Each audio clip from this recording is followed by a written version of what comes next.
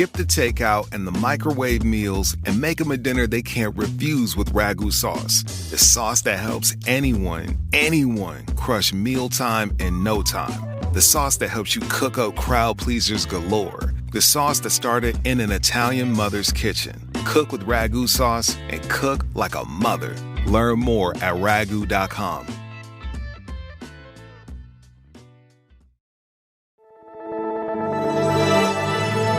Blue Wire. First pick in the 1991 NBA Draft, the Charlotte Hornets select Larry Johnson from University. I'm not supposed to be here, man. A lot of people from where I'm from, don't make it.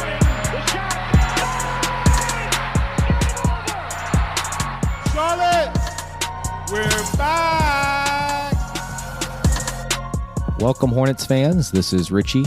We've got another post-game episode lined up for you guys today. The Hornets just finished their fourth preseason game against the Washington Wizards. They did fall. It was a near win. They were leading after three quarters, but in the fourth quarter, some of the younger players took over. Who would have thought that this game was going to be a battle between the 2020 second-round bigs, between Nick Richards and Vernon Carey Jr., both drafted by the Hornets, and Carey Jr. kind of went off in that fourth quarter. So, Brian, I know this is a Hornets pod, but I do want your quick thoughts on the Panthers firing Matt Rule.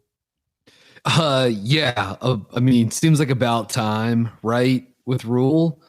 And now starts the rebuild. Just don't mess up the next hire as badly as you did this one. Because, man, what a just colossal failure it has been the last couple of years. So looking forward that they can finally turn the page inside that building. And yeah, I don't know. Do you have any thoughts on them canning Rule? Well, it was definitely long overdue, in my opinion. Yeah. I thought it was going to happen, last week or the week before. And we went to the Panthers game against the 49ers, and it was the worst outside the game, but it was the worst experience in terms of just opposing fans inside the stadium. And, Panthers fans are just selling their tickets off because the product on the field is not great. They don't necessarily support, Matt Rule, it feels like, or Tepper to a certain extent as well. And it's almost like Tepper didn't want to admit his mistake by hiring Matt Rule, and it's almost like he wanted to be too patient with him. It just, college coaches, besides Pete Carroll, they never work out in the NFL. Yeah, and his whole, that's a whole other conversation about Tepper, but man, it just, from an outsider's perspective, it feels like his sort of like headstrong nature with everything that he's done since he bought the franchise is just, man, him having an outsized imprint on everything that's happening, all of it getting fucked up. And then him being just the righteous indignation that he's had throughout all of it is just I don't know. For me, again, as someone on the outside whose fandom is dwindling rapidly, I found it to be mostly off-putting, but that's just an outsider's perspective, I suppose. All right, let's get to this Hornets game. I wish it was a win, but again, it's preseason basketball. This team has improved a little bit every single game. If you want to look at it that way, glass half full kind of perspective there. It's just some team notes heading into the game. Cody Martin didn't play again. You had Kelly Oubre and PJ Washington both out as well. I would hope that if this was a regular season game, not that the Hornets are in a dire need to win every single game that they need to play, but hopefully they're not serious injuries and they would play if this was, like I said, a regular season game against the Spurs when it comes a week's time from now in the regular season. So those three were out, but we did get production from other players. We did have, speaking of injuries, we did have Gordon Hayward play his first game of the preseason, and I think he wanted to play earlier. The training staff and Clifford shut him down, earlier in the preseason. Maybe it was game 1 or game 2 where it felt like he was cleared to play or he could have played, but they decided against it. And I think that's probably for the best. But I'll speak on his play real quick because he only played in the first half, and they probably had the plan of a minutes restriction for him tonight. He had 2 early mid-range shots. Like, that's just his MO in the first quarter. One of them was on the first touch of the game, and then another one of them was just off a steal. Like, he read a pass at midcourt, jumped it, took like one dribble in stride, hits the mid-range pull-up shot. Like, that's just his game, and it just, like Dale said, it's like a layup for him. Like, that is where he butters his bread, right there in the mid-range. And to me, like, more importantly, he looked fine. And in terms of his movement, you know, who knows about his like game shape and stamina, but again, they only played him for that first half. I think the rehab over the summer obviously has been successful on that end. We can knock on all the wood that we want, but if you were to just look at him and his movements out there, it was perfectly fine. And barring some kind of freak injury, you hope that this team has a plan. Play him in short spurts, play him in limited minutes like they did tonight. I think that's the way to go. And it sounds like they do have a load management plan in place for Hayward. Yeah, which is good. We've asked for that for a while. Coming from this pod of, it does feel like the approach the last couple of years, the first 2 seasons with Gordon in Charlotte, were just play him as much as you can until things break down. And I think at this stage, it seems like that there needs to be a little bit more of a plan than that, whether that's mandated rest dates, minutes restrictions, whatever that is. And I don't want to indicate that the last couple of years they were just throwing caution completely to the wind. I think at times they've been careful with Gordon, but I do think if you want to see him somehow playing competitive basketball in March or April or whatever, then you can't plan for injuries, but you got to do some things to try to mitigate some of the stressors and some of the risks that can come along with with a very long and grueling 82 game schedule. But he played well tonight, looked good. You mentioned right out the gate, I guess it was the first play of the game, yep. Right? They went in action. They've run a fair amount in the preseason. Actually, the book night ran it a couple of times the first game against Boston, but little UCLA screen. LaMelo throws it to Gordon Hayward on the left wing. He cuts off of the Plumlee. The UCLA sort of like back pick from Plumlee. Then he clears to the weak side. It comes off 2 staggers, and that empties out the corner for Hayward and Plumlee to run empty side pick and roll.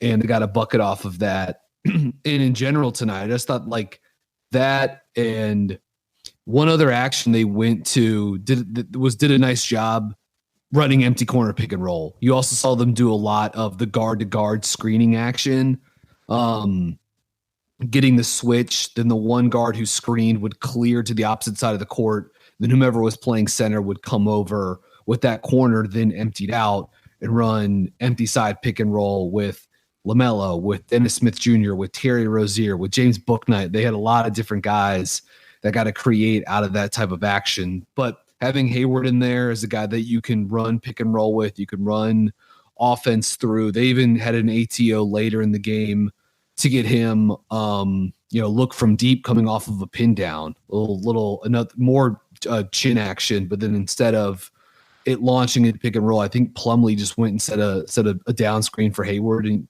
looked good coming off the down screen and getting up from deep. He did not make it, but the versatility of Hayward as a guy that can shoot from a bunch of different levels, that can make plays. When healthy, he's a very solid offensive player. It just comes with an obvious caveat. But I think, no matter how you spin it, good to see him out there tonight. Yeah, in 12 minutes of play, he had 6 points on 50% from the field. The leading scorer tonight was actually Terry Rozier. He got his points going early.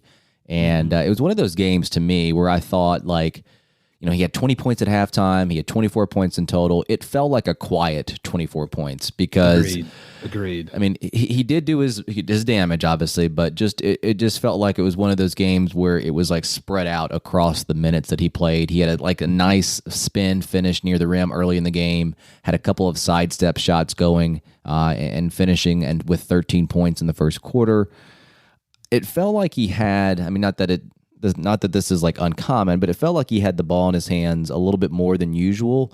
And he's very much into the idea of trying to beat his man off the bounce And I do think he's got, the dribble moves to do that. I just don't want him to get in the habit of over dribbling, even though I think in the third quarter, he had a really nice leaning mid-range shot after dribbling the air of the ball. It was one of those shots where no, this is not going in. This is not going in, but it was pure. It was a very good shot. And he has improved in the mid-range and has been pretty consistent the past couple of years. And I don't know what you think about this, but I hate to keep going back to Miles Bridges, but it feels like there needs to be a player that can take on the role of breaking down the defense with the ball in his hands. Now, he's not going to provide the same type of burst and explosiveness heading towards the rim, but outside of LaMelo, there's not many players that are going to use their dribble moves to try to break down the defense. Melo does it more so to get others involved. Rozier does it more so to score by himself. I don't know if the playmaking is going to come, but you do need someone to kind of fill those shoes of trying to break down the defense, because Miles Bridges definitely left that with the Hornets. Yeah, that one Rozier possession you're talking about in the second half, I don't think anyone else touched it. He dribbled the entire possession. But I agree. I when I pulled up the box score after the game, I was surprised to see he had 24. I knew he got his, but to your point, none of it seemed particularly memorable except for this one second half possession where he was refused to pass the ball to anybody before shooting it. And he's definitely going to be in line to make up some of those reps and some of those possessions that are lost with the absence of Bridges. They're just not going to go that well. He'll have some nights where the jumper is flowing and the runner and the floater are going, but there's just a distinct rim pressure concern with him. And you touched on the playmaking component and his limitations there already, some of which is predicated off of the lack of rim pressure too, which confuses things. But there was also possession in the second half where kind of like a secondary situation, Rozier had the ball, was dribbling with it. Nick Richards, there was a breakdown from Washington. Richards was wide open and was, playing a great game and had been very active with these rim runs in transition. And Terry he didn't see him. He turned his back to him. Richards called for the ball. By the time Terry turned back around, Washington had set its defense and put a body on him. It was just a very obvious miss, one that someone like LaMelo Ball is not missing that pass. There's just that doesn't happen. I think you could see, someone like maybe Dennis Smith Jr. is in line for some of that. Yeah. I thought DSJ was pretty aggressive getting downhill when they would use him with empty corner pick and roll, or they ran Spain pick and roll a bunch tonight and a couple of times with Dennis Smith Jr. as the ball handler. He can really get into the paint, get 2 feet in the paint and collapse the defense. The guy who's popping on that, it was Rozier on at least one of them, is just kind of wide open. And that has to do pretty much with Smith's ability to, in the midst of that traffic, get downhill and force the defense to collapse a little bit. We'll see if that's able to translate to the regular season, but at least for tonight, it looked pretty good. And obviously Book Night will be in line for some of that, hope for the best. And he had some better moments tonight. We've kind of already talked about Book Night a little bit, so we don't need to go into it, but you could just see the highs and lows with him tonight, lacking in confidence and sometimes, lacking size in the elite vertical pop to finish at the rim in the half court. Someone blocked his shot. Whomever Washington, I don't think it was Carey, but maybe Hachimura, someone really blocked the hell out of his shot late in the game. And look, maybe it's Bryce McGowan's, who I thought had a handful of really nice possessions tonight, driving downhill. And then also had a pick and roll possession with Kai Jones where the Wizards blitzed him. So they put 2 guys on McGowan's. He threw it to Kai Jones on the short roll. Kai Jones, with the shot clock dwindling, had the poise and the wherewithal to find JT Thor for a kick out corner 3. So I've actually thought Kai Jones even had some nice flashes in the pick and roll offensively late in the game. Champions aren't born, they're made. And the secret to make your business reign supreme? Shopify, the all-in-one commerce platform to start, run, and grow your business. Forget the off-season work. Shopify makes it simple to sell to anyone from anywhere. Whether you're selling warm-ups or wall hangers, it's time to start selling with Shopify and join the platform simplifying commerce for millions of businesses worldwide. With Shopify, you'll customize your online store to your brand, discover new customers, and build the relationships that create die-hard fans. Shopify fields all the sales channels to grow a winning business, from an in-person POS system to an all-in-one e-commerce platform, even across social media platforms like TikTok, Facebook, and Instagram. Shopify is the secret to becoming a business champion by making it simple for anyone to sell their products anywhere, taking the guesswork out of selling. When you're ready to take your winning idea to the world, team up with Shopify, the commerce platform powering millions of businesses down the street and around the globe. Sign up for a free trial at shopify.com/bluewire, all lowercase. Go to shopify.com/bluewire to start selling online today. Shopify.com/bluewire. Champions aren't born, they're made. And the secret to make your business reign supreme? Shopify, the all-in-one commerce platform to start, run, and grow your business. Forget the off-season work. Shopify makes it simple to sell to anyone from anywhere. Whether you're selling warm-ups or wall hangers, it's time to start selling with Shopify and join the platform simplifying commerce for millions of businesses worldwide. With Shopify, you'll customize your online store to your brand, discover new customers, and build the relationships that create die-hard fans. Shopify fields all the sales channels to grow a winning business, from an in-person POS system to an all-in-one e-commerce platform, even across social media platforms like TikTok, Facebook, and Instagram. Shopify is the secret to becoming a business champion by making it simple for anyone to sell their products anywhere, taking the guesswork out of selling. When you're ready to take your winning idea to the world, team up with Shopify, the commerce platform powering millions of businesses down the street and around the globe. Sign up for a free trial at shopify.com/bluewire, all lowercase. Go to shopify.com/bluewire to start selling online today. Shopify.com/bluewire. Before we transition to maybe talking about some of the centers, because we should talk about more about Richards and Williams and maybe even Kai Jones, there was one bit of pretty concerning news. This came in the third quarter tonight, if I'm remembering correctly. But LaMelo Ball driving, and was it Monty Morris? Is that who's he? Anyways, no, LaMelo, it was Gil. It was Gil. It was Gil. When LaMelo Ball suffered a left ankle sprain, stepped on Gil's foot while he was driving. Went down, looked like he was in. It did not look good in real time. No. It didn't look good on the replay either. He was down for a few minutes underneath the stanchion, underneath the basket, and then eventually was able to. I guess he shot his free throws, and then they immediately subbed him out, and he went back to the locker room with Joe Sharp. And like within seconds, they declared him out for the remainder of the game. No surprise, but it was not a great game for LaMelo in general. Like, he really struggled to finish in this game. Yes. 2 of 10 shooting, and Kuzma, Gafford, Porzingis, like all these guys made life difficult for him when he was trying to drive or finish around the rim. But look, this guy's one of the coolest, brightest young stars in the game. He's the best player on this roster, and seeing him go down is a little scary. Richie, what went through your mind when LaMelo hit the deck there?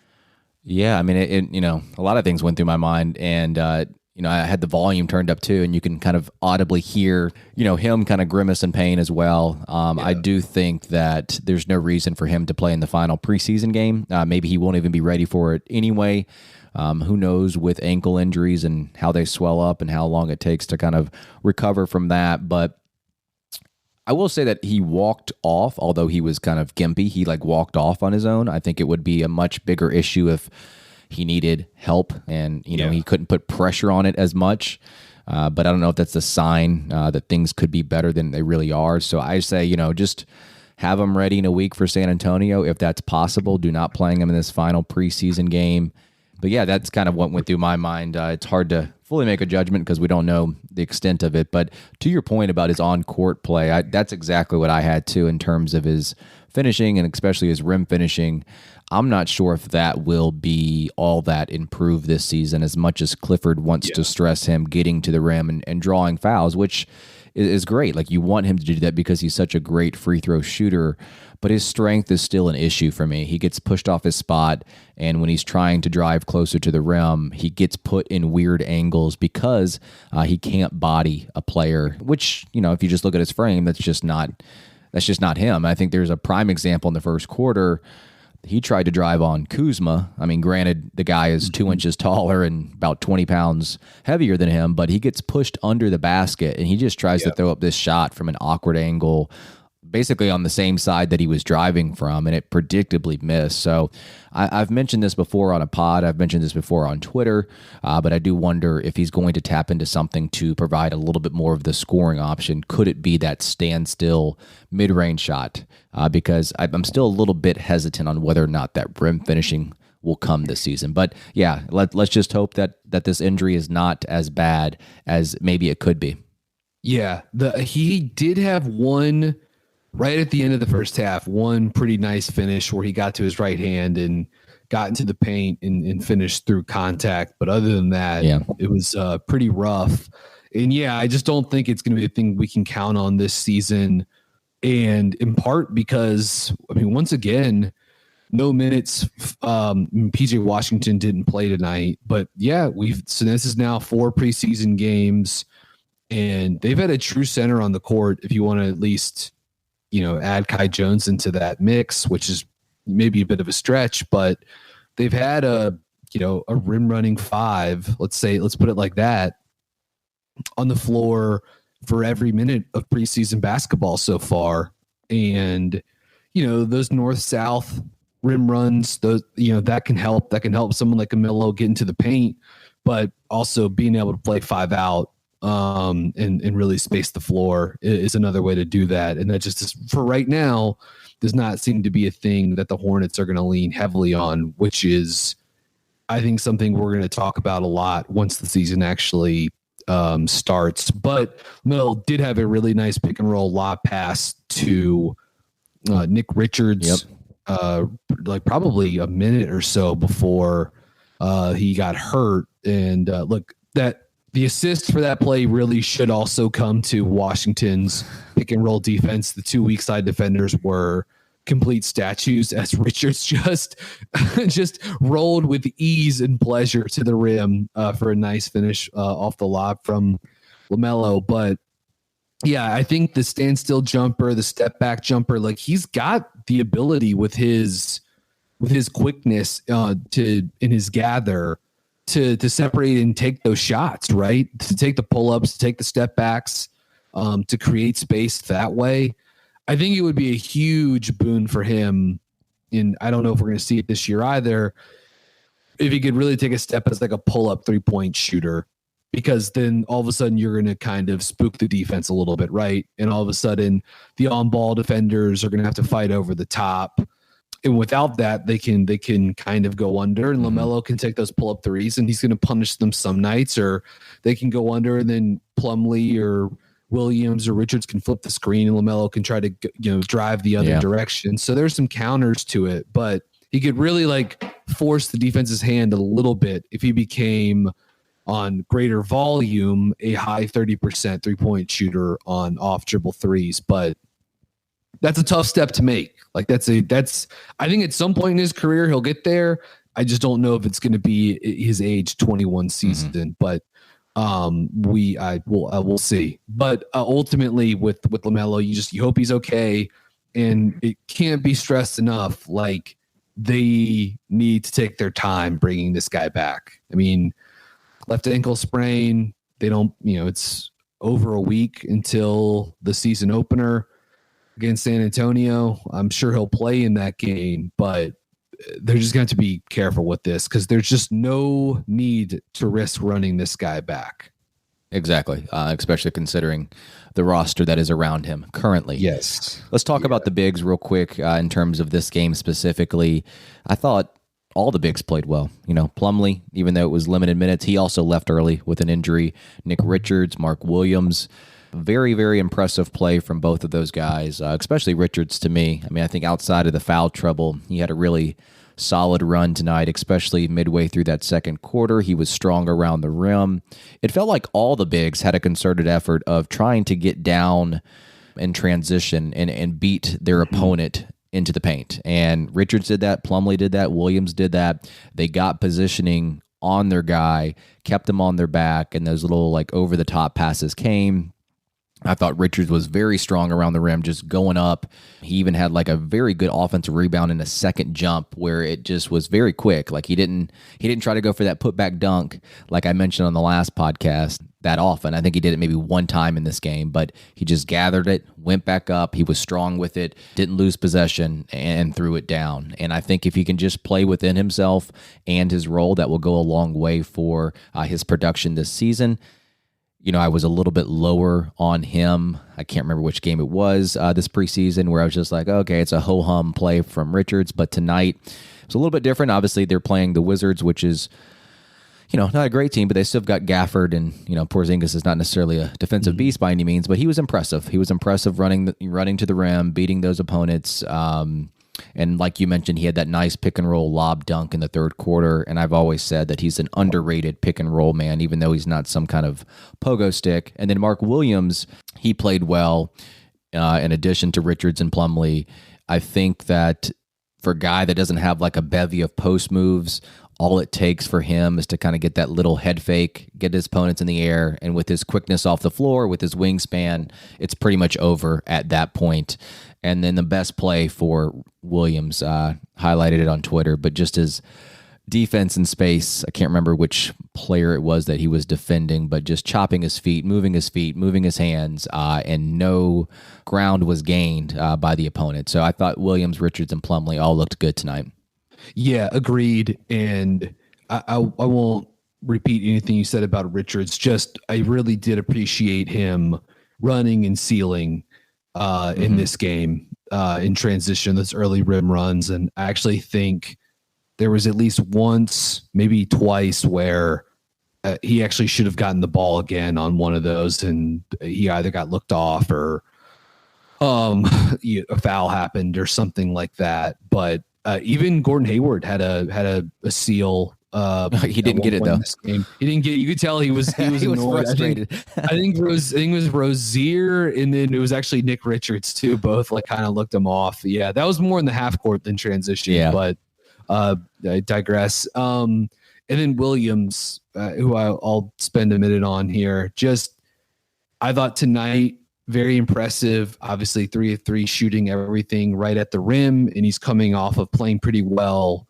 I think, to close things out in the Boston game last Friday. Tonight, I thought he showed good patience, good poise, and good lateral movements and spatial awareness in a couple of different pick and roll coverages. So maybe tapping a little bit into some of the scheme versatility that you're always hoping to see from these center defenders. But Richie, you talked about the switch, his ability to get down and move and really use that wingspan and his quick arms. His arms are quicker. He gets steals, he gets loose balls, obviously because of the reach, but he's not lumbering. There is some quickness in almost a finesse to his games at times. I mean that in a positive sense, though I think there are at times it can also bend back the other way, when Justin Jackson blocks him when he's going up for a dunk in the last game against Boston. But I thought Williams in the drop looked comfortable tonight. And granted, he's not having to get ready to help out on some lethal pick and roll creator. So the degree of difficulty will obviously go up in the regular season. And we'll see how much he even plays to start the year at center, assuming Plumlee is still going to get, his token, 18, 20 minutes a game or whatever. We'll see how long that lasts. But I just thought Williams is doing a nice job dropping, but not being. It's not a Brook Lopez like deep drop, but and just having his hands high and being both long and wide, and being ready to make a play in space. And I think as long as he's looking comfortable like that, and he's making sure, or not he, like his defenders on the wing, the weak side guys are checking out, then I'm very curious to see like what those defensive possessions look like with Williams guarding pick and roll this season. But obviously that's sort of a long-term project, but I think there are some rather encouraging signs and trends we're seeing from Williams. And this is, to be clear, like I covered Mark for 2 years at Duke. I was at all of the games last season. His growth in becoming more technical as a drop defender is impressive. During his time in college, there was development, but even more so now, the last really, I guess, like 6 to 8 months. And the lateral smoothness and quickness, which is something that Duke's staff worked on with him very hard. And, you're seeing the comfort level, being able to switch out onto an NBA guard or wing and slide with them and turn them.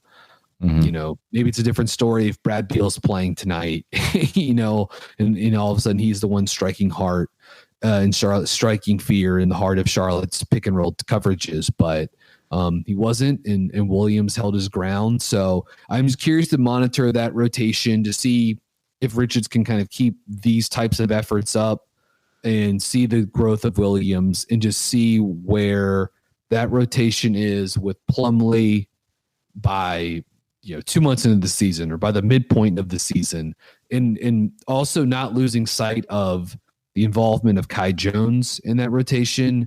And as again, PJ. I mentioned this earlier, but just where PJ Washington, if and when he factors in as a small ball five for the Hornets team, which again, I do think is something they're going to need. I think they'll eventually get to it. I mean, it feels like obviously this preseason they're not, but Clifford's going to come around and realize that obviously has to be a factor within this roster. Yeah. All right, let's end on this. Preseason hot takes or preseason overreactions.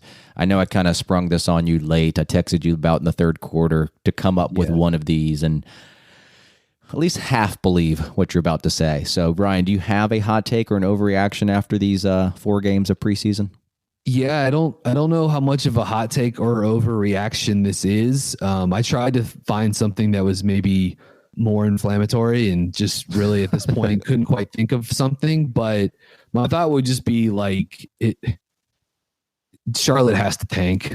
Like I know everything we just talked about for the previous 30 minutes, and most of the gist of this podcast is sort of like focusing on the Hornets from a game to game, what's working, what's not working perspective. And I don't think we ever lose sight at all about team and player development in team building. We talk about it all the time, and we've talked about the cognitive dissonance between what the team is trying to do and what's best for this team, in the intermediate future, the long-term future. But I don't know. I don't think this can get said enough, man. It's just, they need more talent on this roster. There are game changers at the top of this draft for 2023 with Wembanyama, Scoot Henderson, and Amen Thompson.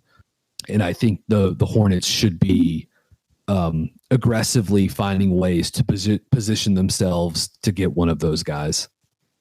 Yeah, I guess it's not really much of a hot take because we've had those conversations before, but it could be a hot take in the general sense that the likelihood of the Hornets trying to do that seems a little bit lower than the way that we feel about the situation. So, but mine is actually kind of related to what you said, and it's more of an overreaction to today's game against the Wizards and the play of Richards and Williams.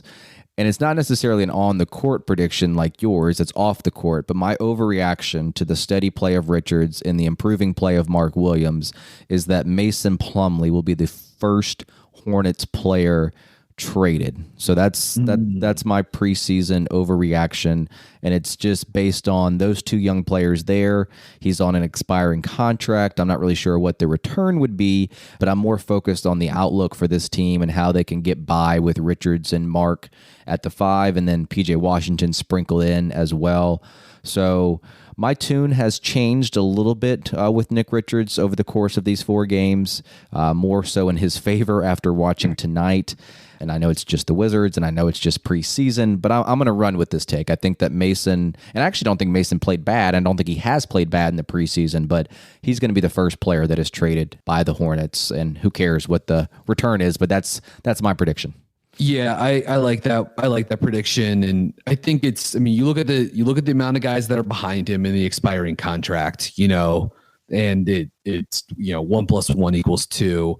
I do also think that if there isn't a trade for Plumlee, but the Hornets are just like flailing by in the sort of like buyout window in the back third of the season.